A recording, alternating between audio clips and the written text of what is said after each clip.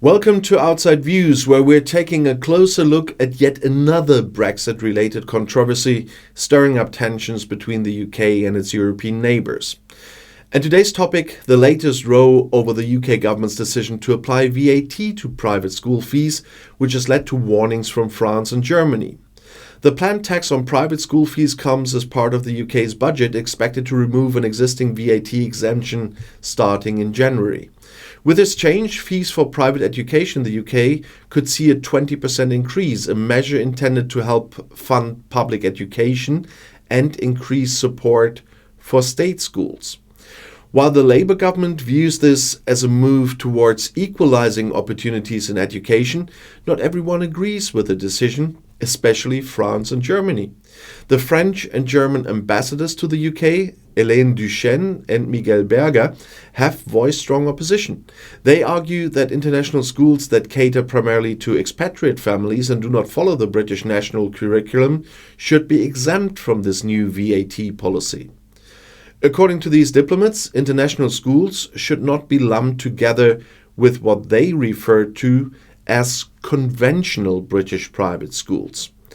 Their argument centers on the idea that these institutions, which often serve the children of diplomats and international business people, are different in their purpose and should be treated as such. The schools follow unique curriculums aligned with the educational standards of their home countries, like French and German exams, rather than those British standards. Let's unpack the specifics of this issue. First, why did the Labour government decide to implement this tax on private school fees? The argument from the government side is simple: revenue. By removing the VAT exemption for private schools, Labour says it can generate additional funds that can then be directed toward the state sector. And this policy, they argue, would ultimately benefit students across the UK by helping to invest in more resources, facilities and teachers for state schools. To Labour, the VAT charge is a question of fairness, as private schools have long benefited from their VAT-free status, despite catering primarily to families who can afford the substantial fees. For Labour, taxing private education is not only about revenue, but about redistributing funds in a way that helps level the playing field for all students in the UK. And this move is part of a broader effort to tackle perceived inequalities in the educational system, and private schools are seen by many as symbolic of the wealth gap in British society. Now, let's look at why Germany and France see things differently. For both countries, the issue isn't necessarily about the broader policy Labour is pursuing within the UK. Their concern lies in the impact this policy will have on international schools that serve expatriate communities. Many international schools in the UK are partially funded by overseas governments, such as the French government, which provides some funding to its schools to support expatriate families.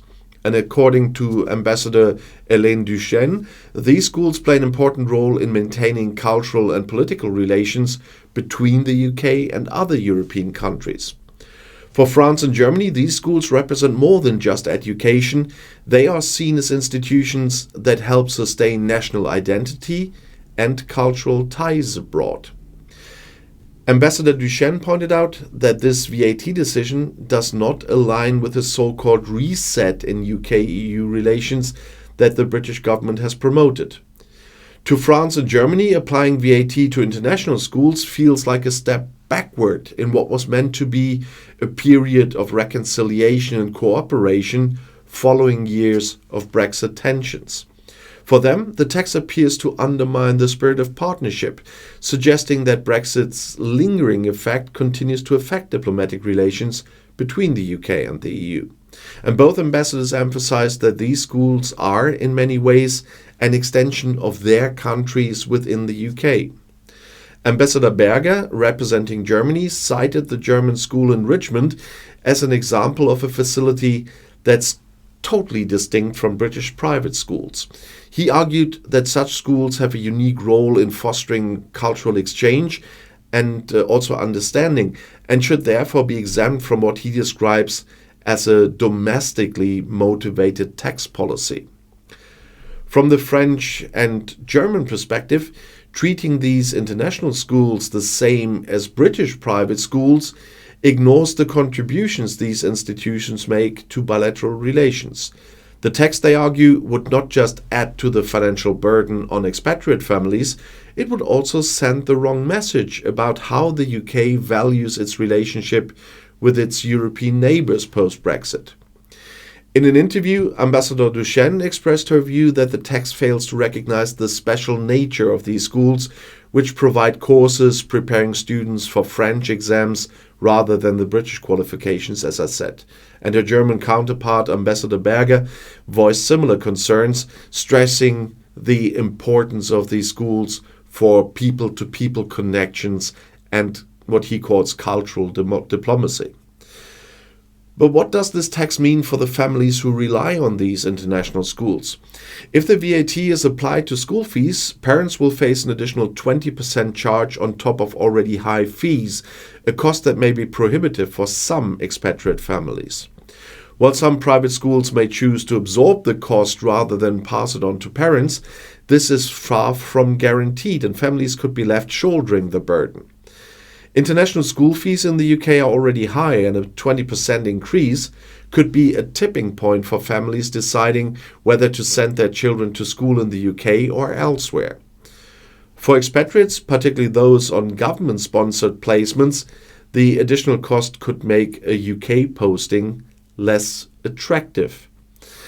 And let's now consider the broader implication of this issue, both for the UK's education system and for post-Brexit relations.